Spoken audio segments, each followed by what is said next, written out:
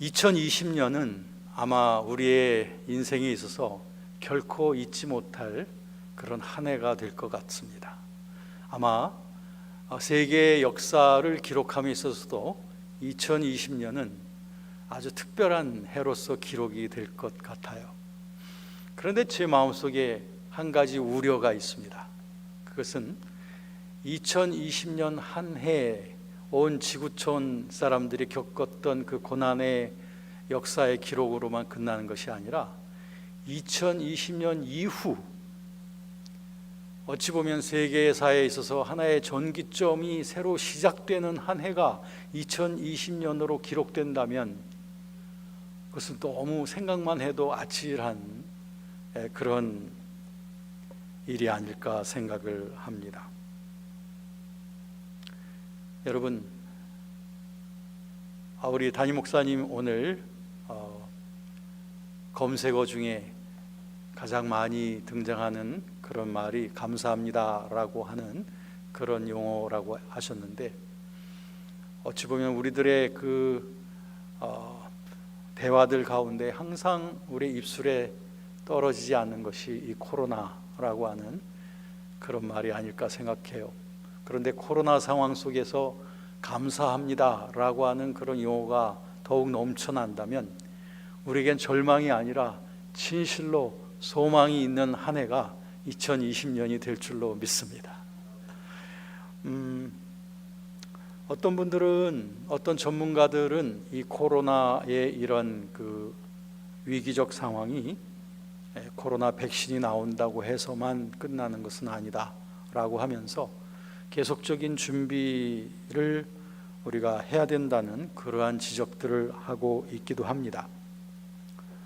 이런 상황 속에서 우리 하나님의 백성들은 어떤 삶의 태도를 가져야 될까? 우리 그리스도의 교회는 어떤 자세로서 이런 위기의 시기를 돌파해 나가야 될까라고 하는 것이죠. 우리 그리스도인들은 어떤 절망 속에서도 그 희망의 빛을 찾을 줄 아는 사람들입니다. 그리고 어둠 속에서도 언제나 한 줄기 빛을 찾아서 그 빛을 따라 행했던 사람들이 이 그리스도인들이 아니었던가 이렇게 생각하면서 오늘날 이 암울한 세기에 우리들이 따라가야 될 그 빗줄기가 있다면 그것은 무엇일까? 특별히 우리의 역사 속에서 우리에게 커다란 소망을 주는 하나의 모델이 있습니다. 그것이 바로 초대 예루살렘 교회입니다. 초대교회라고 하는 것은 제1세기 교회를 말하죠. 그래서 처음 기독교가 예루살렘에서부터 시작되었을 때 그때 초대교회의 시작이 되어집니다. 그래서 우리들이 사도행전의 내용을 보면 예루살렘으로부터 시작되어진 교회가 어떻게 확산되어져 가는가 하는 그 기록들을 보게 되는데요. 이 초대교회, 특별히 예루살렘 초대교회를 우리가 그렇게 주목하는 이유는 2000년 세계교회의 역사가 흘러오면서 언제나 위기와 절망과 낙심과 전쟁과 이런 어려움이 있을 때마다 그리스도의 교회는 항상 이 초대교회를 모델로 하면서 거기에서 희망을 다시 찾곤 했기 때문에 그만큼 초대 예루살렘 교회는 위대한 우리들의 모델이 되었다라고 생각을 합니다. 오늘날까지도 교회에 대해서 연구하시는 모든 분들, 그리고 모든 진실함을 추구하고 있는 모든 교회들이 목표하고 있는 그 아주 복음적인 모델, 이것이 바로 초대 예루살렘 교회 속에 깃들어 있기 때문이죠.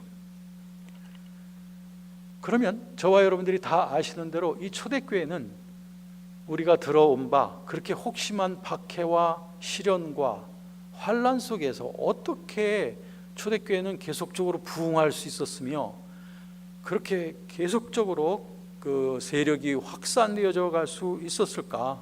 이것은 아주 오랫동안 학자들의 연구의 대상이 되어 온 주제였습니다. 사실 여러분 스스로에게 한번 여쭤보십시오.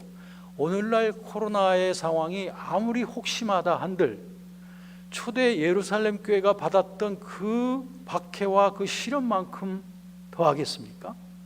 그렇지 않아요. 우리가 겪고 있는 것보다 훨씬 더 실존적인 그 어려움을 겪었던 성도들이 바로 초대 예루살렘 교회의 성도들입니다.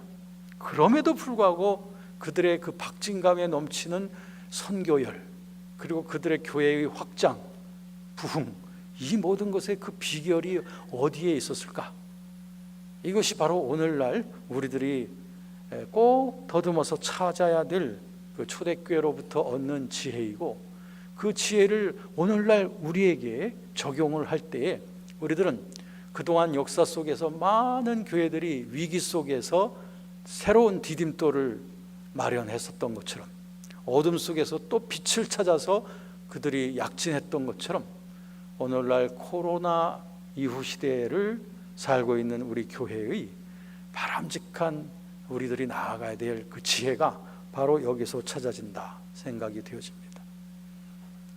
먼저 간단하게 우리가 다시 한번 좀 되살펴 볼 것은, 초대교회 때 도대체 어떠한 위험과 어떤 어려움들이 있었을까 하는 것을 한번 간단하게 한번 되짚어 보실까요? 초대교회는 아무래도 특별히 유대인들 속에 그리스도인들이 생겨날 때에 그들은 아시다시피 로마 제국의 하나의 속국에 불과했던 것입니다. 말하자면 오늘날로 치면 좀 식민지라고도 할 수 있는 그러한 상황 속에 있었던 그런 위치에 있었습니다. 그런가 하면 초기 기독교인들, 부유한 사람들이 별로 많지는 않았고, 또 문벌 좋은 사람들도 많지 않았어요. 권세 있는 사람들도 별로 없었습니다. 아주 비천한, 눈에 띄지 않는 사람들에게 외면당하고 있는 적은 무리에 불과했습니다. 그런가 하면 초대교회는 번번한 예배당도 없었습니다. 당시엔 예배당 자체가 없었던 거죠. 그들은 집집을 옮겨 다니면서 예배를 드렸고, 그리고 또 많은 사람들이 좀 모여야 될 때는 유대인의 회당을 빌려서 모이곤 했습니다. 또 예루살렘 성전 뜰에서 모이기도 했었죠. 그런가 하면 종교적으로 볼 때에 이 기독교가 시작될 즈음에 이 기독교는 아주 작은 새로 신생된 종교에 불과했던 거예요. 그 당시 로마 제국 내에는 엄청나게 커다란 종교들이 많이 있었고, 역사적으로 유래가 깊은 종교들이 많이 있었습니다. 특별히 그리스의 그 여러 신화들을 아시죠? 그런 여러 종교들이 오래전부터 내려오고 있었으며, 또 로마에도 로마인들이 섬기는 그런 신들이 있었어요. 그런가 하면 민간인들 속에는 정령신앙도 있었고, 로마 군인들에게는 또 군인들의 신앙도 있었고, 그런가 하면은 그리스의 철학자인 플라톤, 아리스토텔레스와 같은 이와 같은 대단한 그리스 철학자들의 철학적인 영향이 온 로마 제국 내의 정신계를 지배하고 있었던 거죠. 그 중에서도 영지주의라고 하는 그 커다란 종교는 모든 종교를 다 흡입해서 로마 제국 내에 단일의 하나의 커다란 종교를 만들겠다고 하는 그런 웅지를 펼치고 있었던 그런 때였던 거죠. 그런 가운데 특별히 어찌 보면 동료라고도 할 수도 있을 법한 유대교로부터 받는 핍박이야말로 가장 커다란 것이었습니다.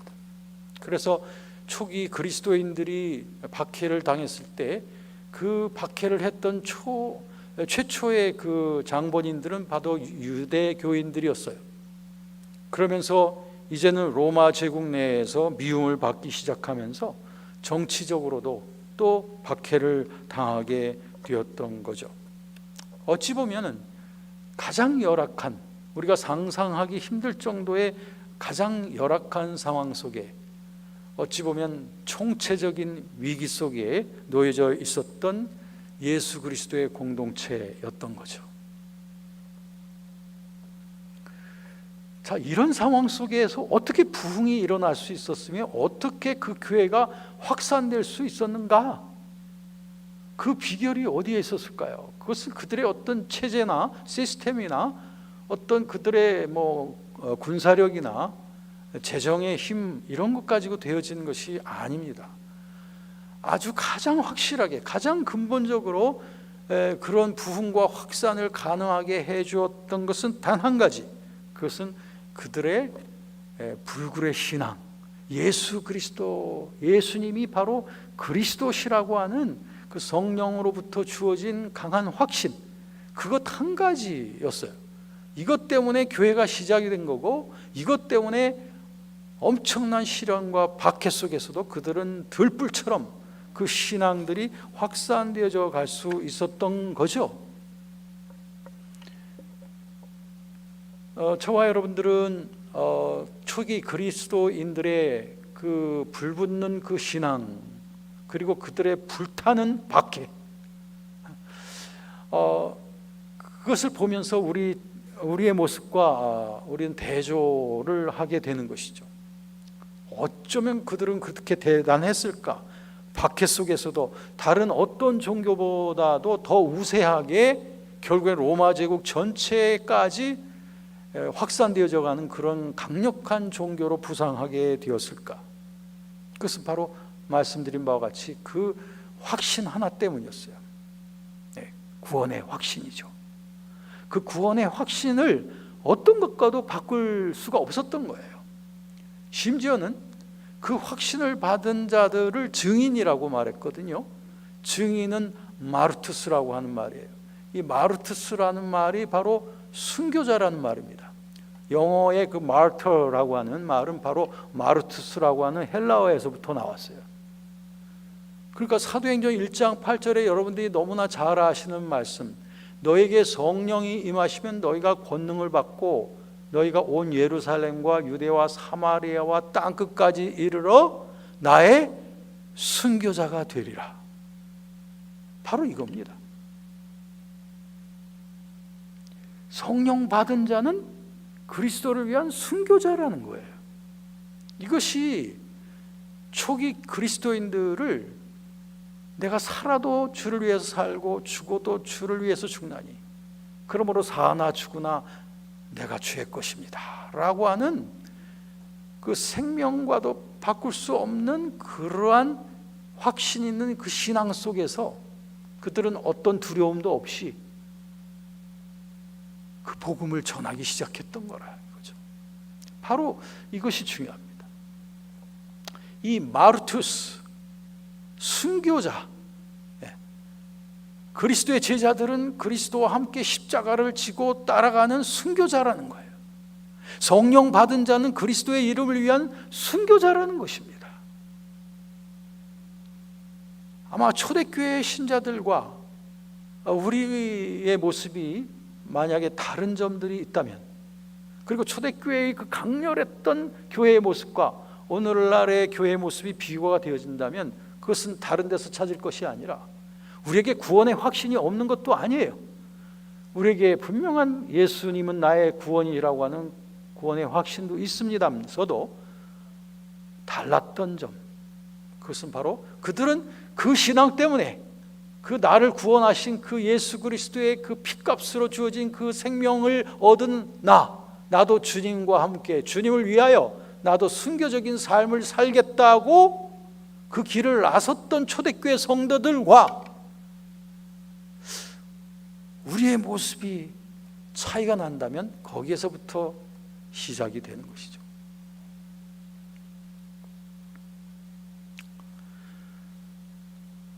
초대교회 상황, 그리고 오늘날 코로나 이후 교회의 상황을 비교해 볼 때 참 비슷한 점이 많습니다. 상황적으로 볼 때 초대교회 때 그들에게 박해가 노골적으로 이제 시작이 되자 그들은 예배 드리는 것 굉장히 힘들어졌습니다.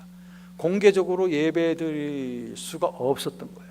그래서 숨어서 예배 드렸고, 그리고 아시다시피 카타콤이라고 하는 땅굴 속에서도 예배를 드리곤 했습니다. 예루살렘에서부터 핍박이 일어나서 그들은 또 흩어졌어요.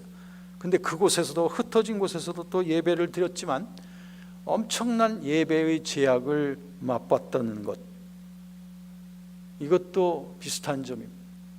그런가 하면 초대교회 성도들은 교회당이 아예 처음에는 없었으니까 가정에서 가정으로 모였고, 또 회당에서 잠깐 빌려서 모였고 공식적인 예배당이 없었던 거예요.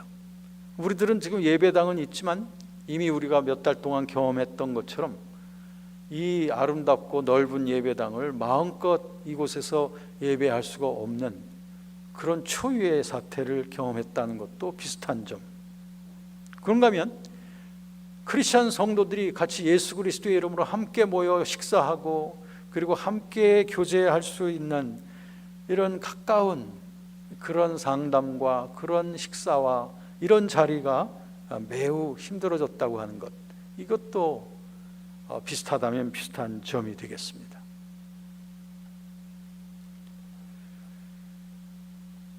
그리고 또 하나 있습니다. 그것은 무엇이냐면 예루살렘 교회에 그리고 그 크리스천들에게 험한 이 박해와 시련의 폭풍이 불어닥치자 결과적으로 두 가지 결과가 나타났어요. 하나는 믿음이 약한 자들은 흩어졌습니다. 믿음이 약한 자들은 흩어지고 이제 기독교 신앙을 버리게 되었어요. 그리고 스스로 그리스도인이 아니라고 부인을 하는 사람들이 생겨났다는 거죠. 그런 게 두 번째 부류는 이런 시련과 박해 속에서 더 불타오르는 거예요. 더 뜨거워지고 더 간절해지고 더 강렬해지는 크리스천들이 생기게 됐다는 거죠. 결국 오늘날 교회의 역사가 가능했던 것은 바로 두 번째 사람들 때문에 가능했던 거예요. 자, 그렇다면 오늘날 코로나 이후 시대를 경험하고 있는 우리 교회가 정말 올 한 해로 이 모든 것이 다 마감되고 정리되고 옛날로 다시 돌아갔으면 좋겠다고 하는 마음이 우리에겐 굴뚝 같지만, 그러나 만약 코로나 이후에 변화되어진 세계라고 하는 어떤 그런 우리가 기대하고 싶지 아니한 그런 상황으로 앞으로 계속적으로 나아간다고 할 때, 그렇다면 우리 크리스천들 사이에도 분명히 이 두 가지 부류가 나눠지게 될 겁니다. 한 부류는 이제는 이 거추장스러운 기독교 신앙, 그리고 예배, 현장 예배도 불가능하고 이런 상황이니까 아예 종교를 떠나가자라고 하는 사람들이 생길 것이고, 또 하나는 구원의 그 확실한 신앙 가운데서 시련이 불면 불수록, 박해가 혹 온다 할지라도, 어려움이 오면 더욱더 불타오르는 방향으로 그 신앙이 더욱 순수해지고 더 강렬해지는 이 두 번째 부류의 사람들이 또 생겨나게 될 것이다.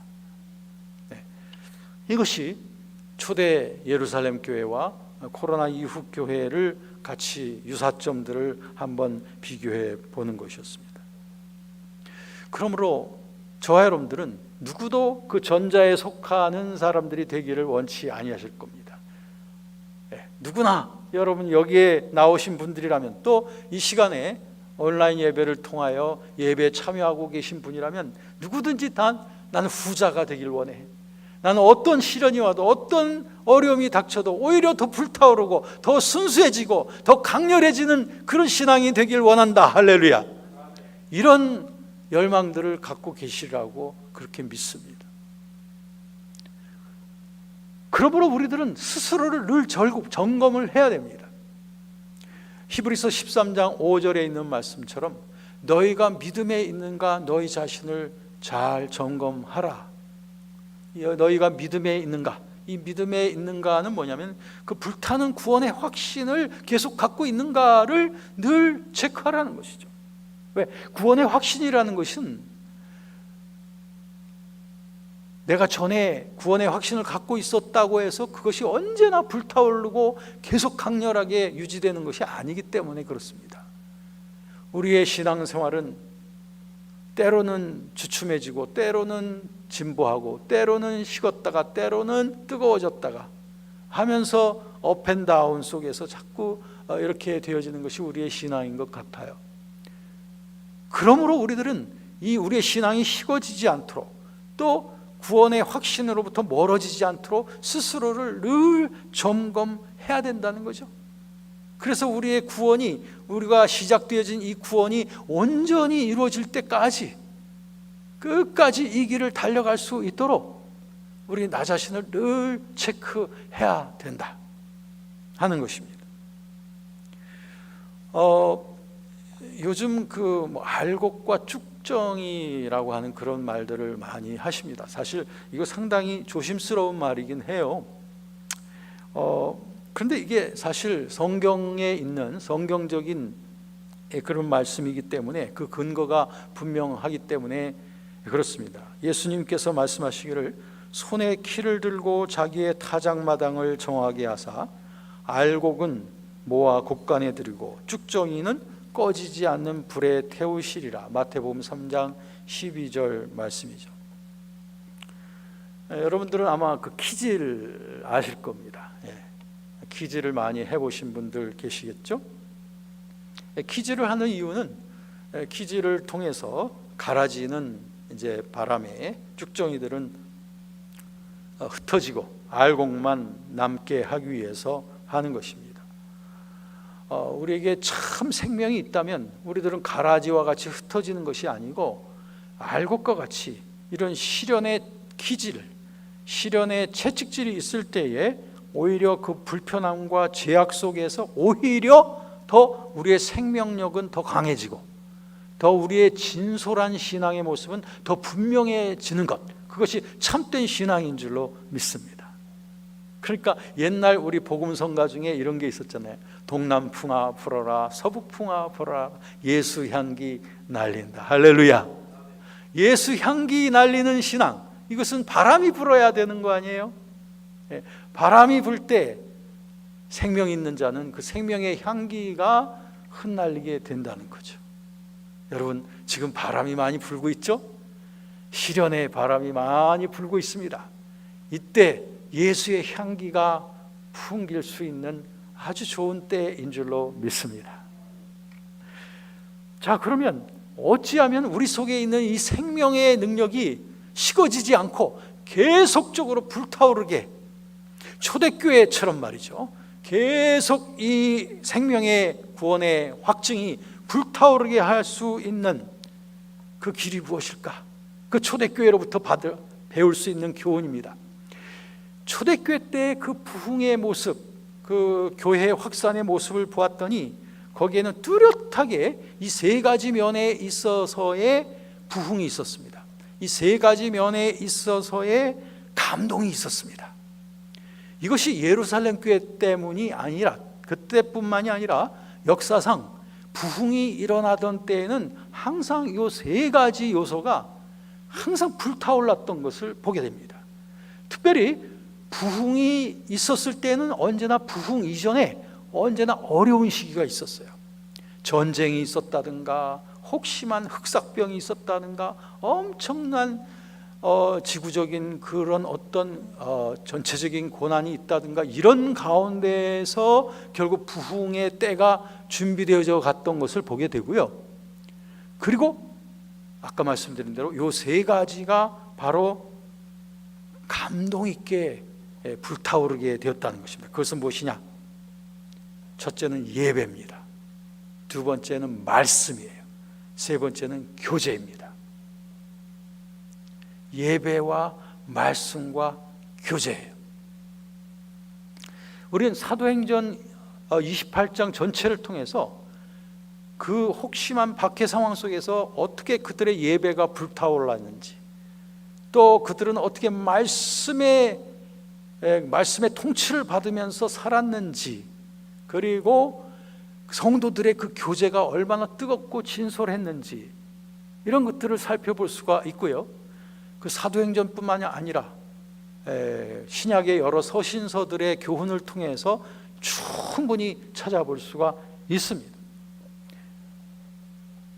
오늘날 코로나 이후의 교회들이 이 코로나의 이 상황만 탓하면서 낙심하고 주저앉아 있는 것이 아니라 이 위기적 상황이 우리에게 최대의 기회라고 하는 것을 붙잡고 이 세 가지 면에 있어서의 감동과 그 능력이 충만하도록 우리가 계속적으로 준비해 간다면 앞으로 20년 후, 30년 후 역사가들은 그렇게 말할는지도 몰라요.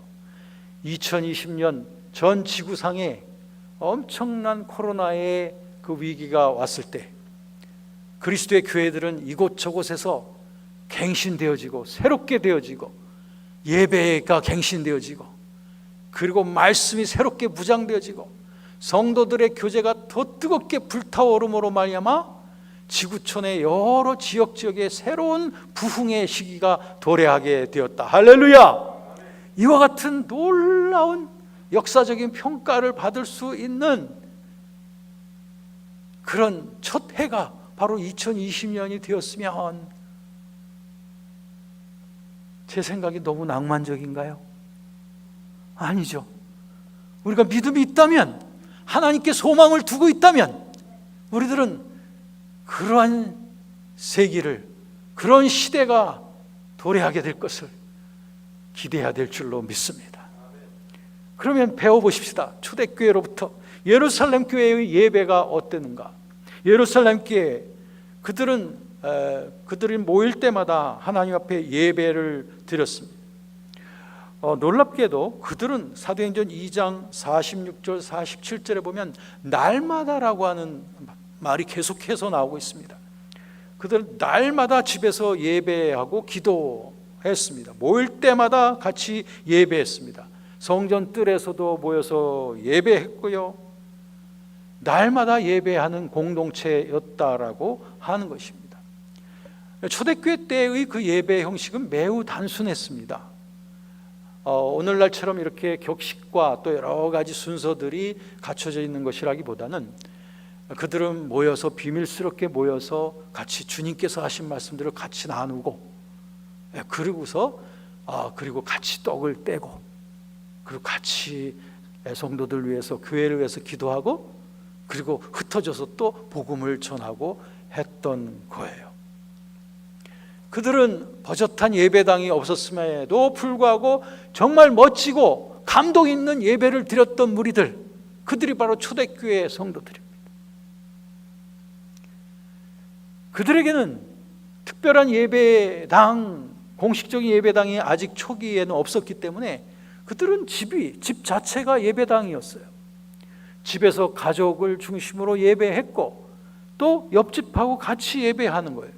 그래서 집과 집이 함께 연결되어서 또 하나의 예배의 장소가 되는 것이었죠. 예배당이 없었던 시절들, 또 어려운 시기를 만나서 역사적으로 보면은 많은 박해의 시기를 만날 때 사람들은 예배당을 갈 수가 없었던 시절들도 많이 있었습니다. 그럼에도 불구하고 예배당이 없다고 해서 예배를 드릴 수 없었던 것도 아니고, 그들은 어디서든지 어떤 형식으로든지 그들은 진솔한 예배를 드릴 수가 있었던 거죠. 중요한 것은 우리가 모여서 예배를 드릴 수 있느냐, 아니면 온라인을 통해서 컴퓨터상에서 예배를 드리냐가 아니라 우리가 감동 있는 예배를 드리기 위해서 노력하고 있느냐라고 하는 게 중요한 겁니다. 예배의 형식은 바뀔 수도 있어요. 그러나 예배의 그 진솔함을 우리가 잃지 않는다면 우리는 어디서든지 어떤 모양으로든지 우리는 감동적인 예배를 드릴 수 있는 줄로 믿습니다. 저는 이런 회개의 제목을 갖습니다. 코로나의 시대를 맞이하면서 우리들의 예배가 그동안 너무 형식적이 아니었는가?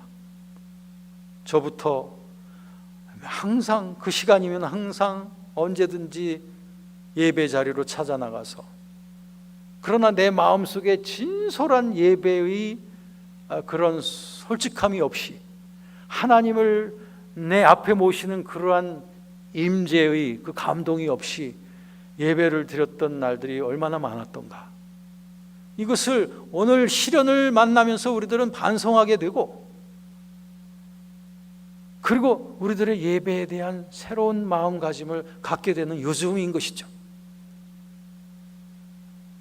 가라지와 같은 자들은 아마도 흩날릴지도 몰라요. 우리 교회에서 요즘 현장 예배를 못하니까 교회 안 나가지 하면서 이제는 예배로부터 아예 멀어져 가는, 그런 사람들이 분명히 있을 겁니다. 그러나 모든 사람들이 그렇지 않은 것은 오히려 이 확신을 유지하고 그 스스로를 점검하면서 살아가는 자들은 어떤 어려운 상황 속에서도 더욱더 진솔한 예배를 드리기 위하여, 감동적인 예배를 드리기 위하여 노력하고 그 길을 찾고 있다는 거죠. 그런 점에서 볼 때 요즘 대면 예배, 비대면 예배라고 하는 그런 말이 있는데 이것은 좀 적절하지 않은 표현이라고 생각을 합니다. 예배라고 하는 것은 하나님과의 대면 아니겠습니까? 그러면 모든 진실한 예배는 다 대면 예배예요. 예배라는 것이 성도들을 대면하기 위해서 나가는 게 예배가 아니고 근본적으로 하나님을 대면하기 위해서 나가는 게 예배 아닙니까? 그렇다면 모든 진솔한 예배는 다 대면 예배라, 이렇게 생각이 돼요. 물론 이제 정부에서 코로나 방역 조치로서 이제 사람들 사이에 가까이 하지 말라고 하는 그런 의미로서 이 대면 예배, 비대면 예배라고 하는 말들이 지금 유행하고 있다고 생각되지만, 그렇다고 해서 우리들의 예배가 비대면 예배가 돼서는 안 된다 이거예요. 우리들의 예배는 하나님을 향한 대면 예배가 되어야 될 줄로 믿습니다. 우리가 현장에서 예배를 혹시 못 드린다 할지라도 집에서 또는 병상에서 컴퓨터를 통해서 예배를 드린다 할지라도 그 예배는 대면 예배가 되어야 될 줄로 믿습니다. 이게 감동이 있는 예배라고 하는 거죠.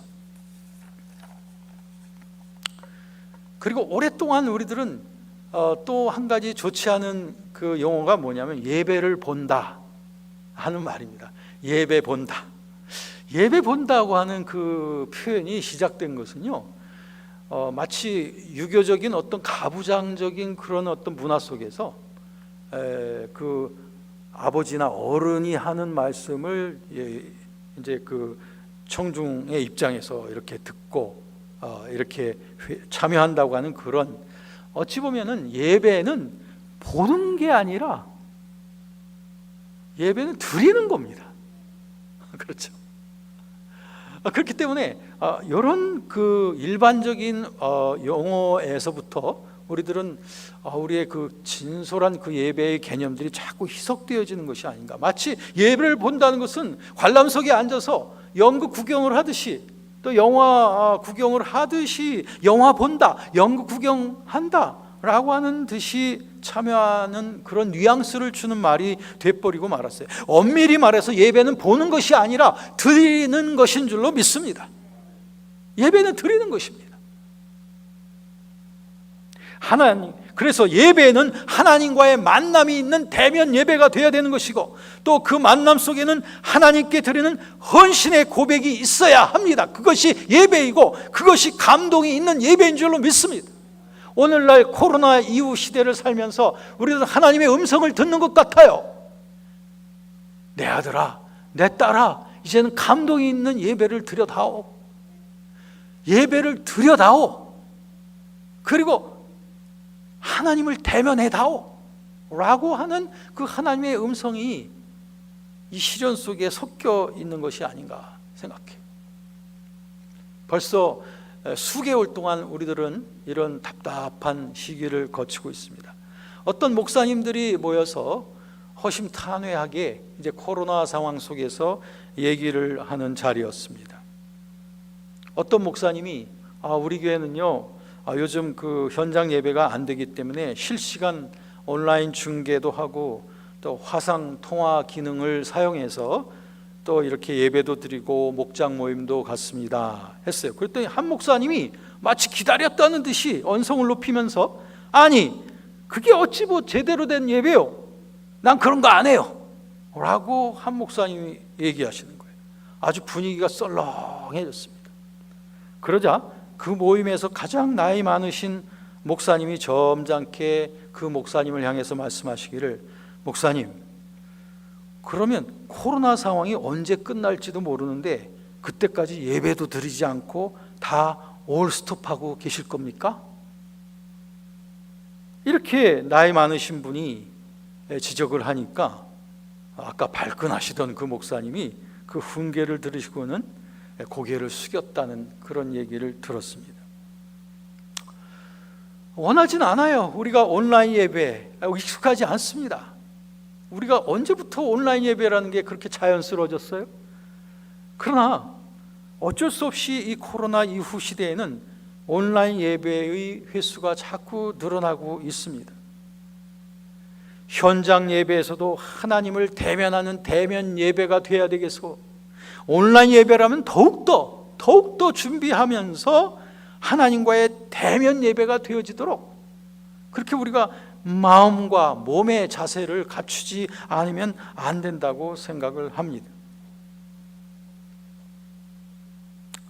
제주에 어떤 한 분이 교회당에 가지 못하고 집에서 온라인 화상 통화 기능인 그 줌이라고 하는 걸 통해서 컴퓨터에 나오는 이제 성도님들의 얼굴을 봐가면서 상담도 하고 예배를 드리는데, 그런데 이 분은 예배 드리기 전에 언제나 정갈하게 깔끔하게 옷을 입고 그다음에 향수까지 다 뿌리고 그리고서는 컴퓨터 앞에 앉아서 예배를 드리는 거예요.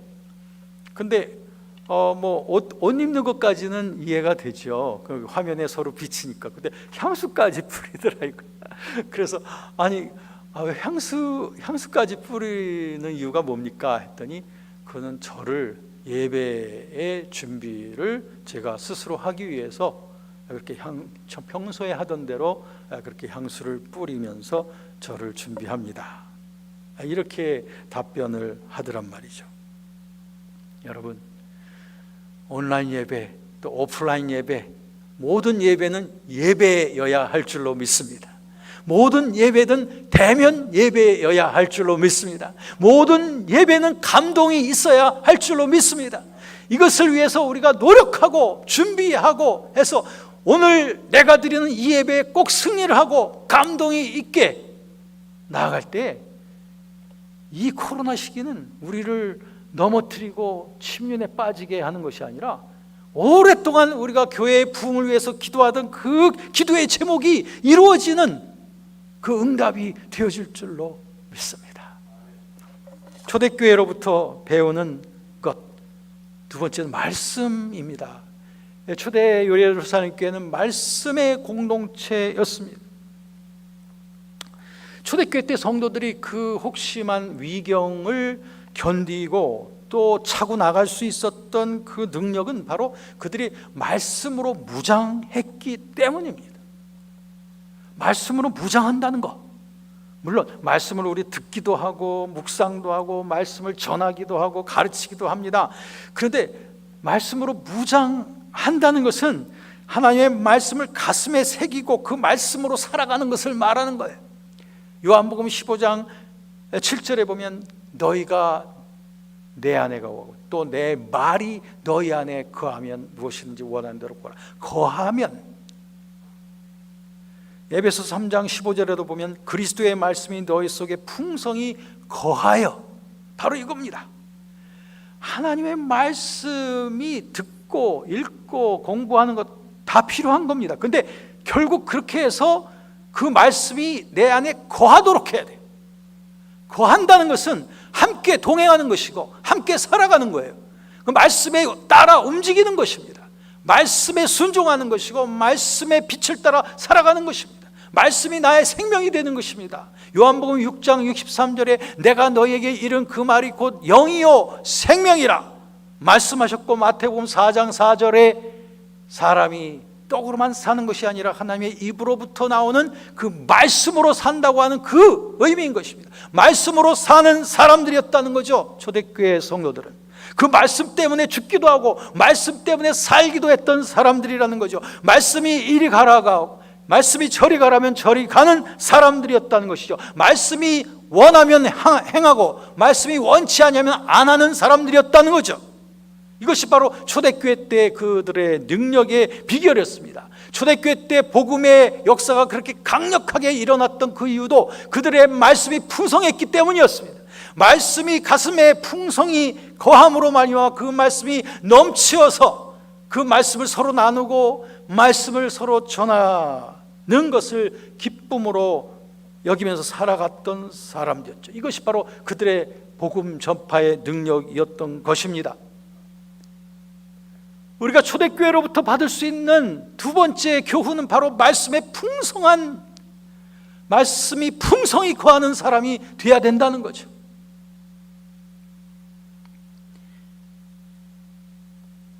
어떤 남자 성도님의 적극적인 고백을 들어봤습니다. 그 성도님은 평소에도 성도들하고 말씀을 나누고 또 말씀을 양육하던 어떤 젊은 남자 성도님이었습니다. 그런데 그분이 간증하기를 이 코로나 이후 시대에 오히려 더 말씀의 나눔이 더 풍성해졌다라고 하는 간증을 들었습니다. 왜 그러냐? 전에도 이 성도님은 사람들 마주 앉아서 양육하고 말씀을 나누던 분이었습니다.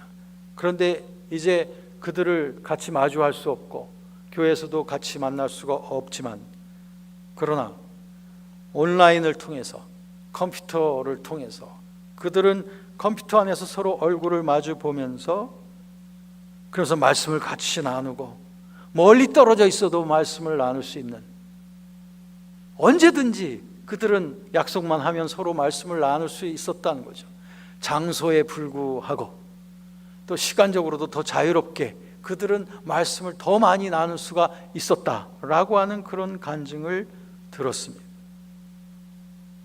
저의 이 말은 우리들의 그 말씀 나눔이 온라인상에서도 풍요로워진다라고 하는 그런 말은 아닙니다. 오히려 어떤 상황에서도 우리가 말씀 안에 거해야 되겠고 말씀에 거하는 성도들을 일으켜야 되겠다고 하는 그러한 동기가 우리 속에 불타오르 가기만 한다면 어떤 상황 속에서도 우리는 그 일을 할 수 있다 이거죠. 이 코로나 시기, 이 시련 속에서 하나님께서 우리에게 주시는 음성, 그것은 말씀 안에 거하며 말씀 따라 살며 말씀에 풍성한 사람이 되자는 거예요. 이것이 부흥의 원동력입니다.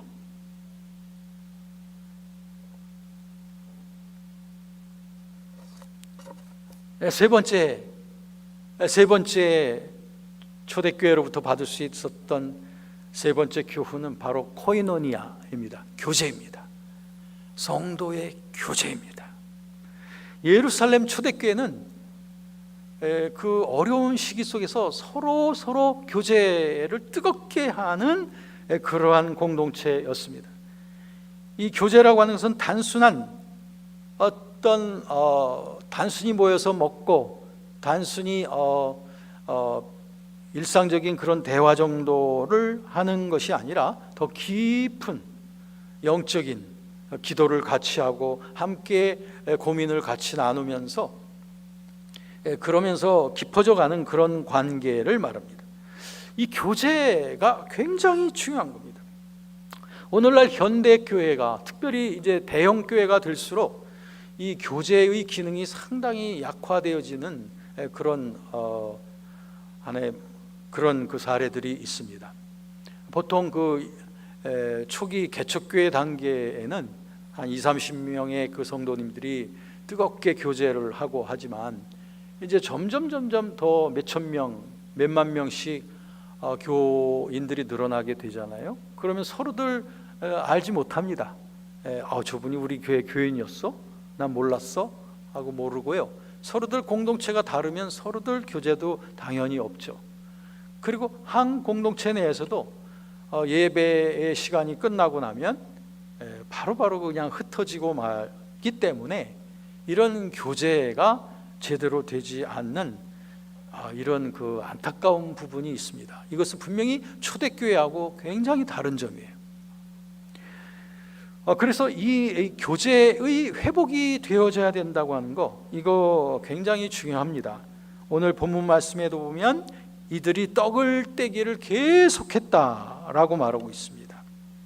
떡을 뗀다고 하는 것, 같이 교제하는 것을 의미하는 것 아니겠습니까? 예수님께서도 제자들과 함께 같이 떡을 떼면서 교제하셨고, 그리고 초대교회는 같이 떡을 떼는 공동체였던 것을 봅니다. 이와 같은 거룩한 습관이 사도신경에 나오는 성도의 교제, The Communion of Saints라고 하는 성도의 교제라고 하는 그런 문구가 사도신경에 들어갈 정도로 그렇게 중요한 것이 바로 성도의 교통, 성도의 교제입니다. 왜 교제가 필요한가? 우리 각자가 나뭇가지에 불이 붙었다고 할 때에 이 나뭇가지가 혼자서 불타올라갈 수가 없습니다. 곧 꺼져버리고 말아요. 나뭇가지들이 서로들 연합해서 같이 힘을 합칠 때에 그 불은 더 뜨겁게 크게 타오르게 되는 것과 똑같습니다. 우리 성도의 교제라고 하는 것은 우리가 받은 그리스도께로부터 받은 은혜, 감동 이런 것들을 우리가 같이 나누고 같이 즐기면서 주님 앞에 영광을 올려드릴 때 그때 이 불길이 타오르는 거예요. 감동의 불길이 타오르는 것입니다. 여러분에게 한번 이렇게 질문해도 될까요? 여러분들의 그 성도의 교제 속에 감동 있게 교제한 적이 언제였었나요? 혹시 오늘 아침에도 정말 감동적인 성도의 교제를 했습니다 하시면 너무나 감사하죠. 그런데 혹시 여러분 가운데 어떤 분들은 사실 이 성도의 교제가 너무 메말랐어요. 저는 우리 구역, 우리 목장 식구들하고 감동적인 그런 나눔을 가진 적이 너무 오래된 것 같아요 라고 하시는 분이 있을 수도 있을 거예요. 또는 여러분들의 어떤 부서, 여전도회라든지 또 교육부서라든지 이런 공동체 속에 그 성도들 간의 뜨거운 감동의 교제가 계속 불타오르고 있는가 하는 것을 점검해야 될 필요가 있다는 것이죠. 너희가 믿음에 있는가 너희 자신을 점검하라고 했을 때에 그 점검의 대상 속에는 우리의 교제도 역시 들어가는 거예요. 우리의 예배, 우리의 말씀뿐 아니라 우리의 교제도 역시 들어가는 것입니다. 그래서 우리 교회에 우리들의 공동체 속에 이러한 부흥과 그리고 강력한 불길이 타오르게 되려면 감동이 있는 교제가 넘쳐나는 우리의 공동체가 되어지는 것, 이것을 우리가 꿈꿔야 될 줄로 믿습니다. 특별히 그 현주소는 아마 목장 모임이 아닐까 생각을 합니다. 여러 공동체 교제들이 있지만 특별히 교제의 기능을 가장 활성화해야 될 곳은 바로 목장 모임이라고 생각을 합니다. 그래서 우리들이 속해 있는 그 목장이 정말 감동이 있는 목장 되게 해주세요. 이거 우리들의 뜨거운 간절한 기도의 제목이 되어야 될 줄로 믿습니다. 그 감동이 있는 목장의 모임이 되기 위해서 거기는 어떤 형식이 다를 수도 있어요. 어떤 분들은 교회에서 예배가 끝나고 난 다음에 모일 수도 있죠. 어떤 분들은 그 시간이 적당하지 않기 때문에 따로 집에서 모일 수도 있는 것이고, 어떤 분들은 또 같이 얼굴과 얼굴을 마주할 수 없기 때문에 전화상으로도 할 수도 있을 것입니다.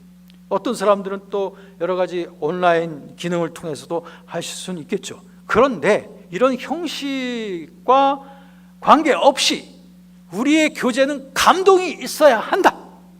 네.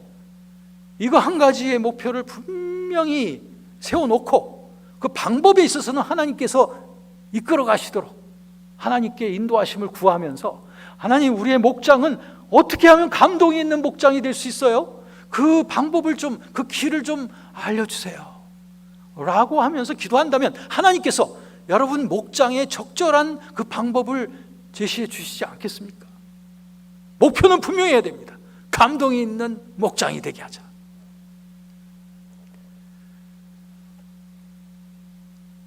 지난번 우리들은 그 신의 성품에 참여하는 그 시리즈를 우리가 살펴보면서 그 형제 우애에 사랑을 더하라고 하는 그 결론을 우리가 받았습니다. 형제 우애, 필레오의 사랑, 아가페를 더하라. 네. 형제 우애도 참 소중하고 너무나 아름다운 것인데 그 위에 결국엔 초월적인 무조건적인 하나님의 사랑으로 그 모든 것을 덮으라는 거예요. 이것이 어찌 보면 우리 그리스도의 교회만이 할 수 있는 사랑이 아닐까 생각을 합니다. 아마 교회가 아닌 다른 곳에서도 형제 우애를 할 수 있는 그러한 집안이나 그런 형제들이 있을 수 있을 거예요. 그런데 초월적인 아가페의 실천은 오직 교회에서만이 할 수 있는 사랑인 거예요. 이것을 할 수 있는 이 특별한 집단, 특별한 공동체가 바로 교회인 거죠.